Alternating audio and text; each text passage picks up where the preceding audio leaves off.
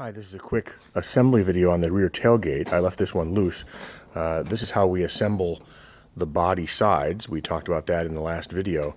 This is a finished tailgate, so as I assemble the finished tailgate, I put it on here so you can see the difference between this and the other Smith Ute tailgates. Everything else is the same. It's a wider tailgate. We still have the aluminum cover that gets threaded in. I dip these in silicone before I thread them into the stock holes so they don't vibrate loose. Everything else assembles as the regular tailgate does.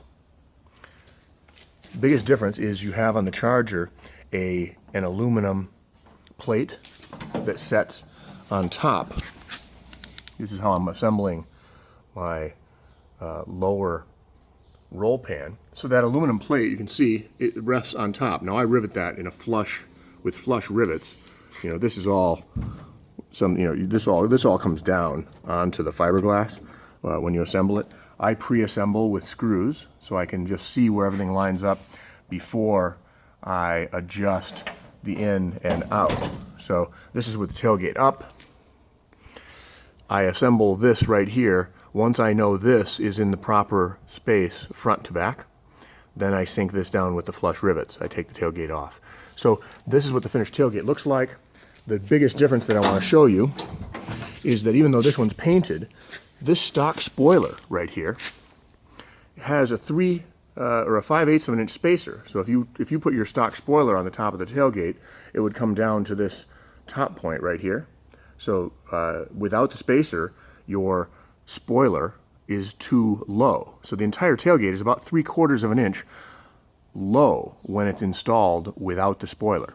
So this, when you're done, gives you the right height. And once again, you've got your stock spoiler. Underneath this edge, there's a 5/8 of an inch white plastic spacer. And then there's the steel of the tailgate. So I sand everything down. I bond everything together with epoxy. I don't really use screws or rivets on this one. I just smear a little bit of epoxy underneath the spacer, on top of the spacer, under the spoiler, and then under the edge of the spoiler here. So that I do at the very, very end.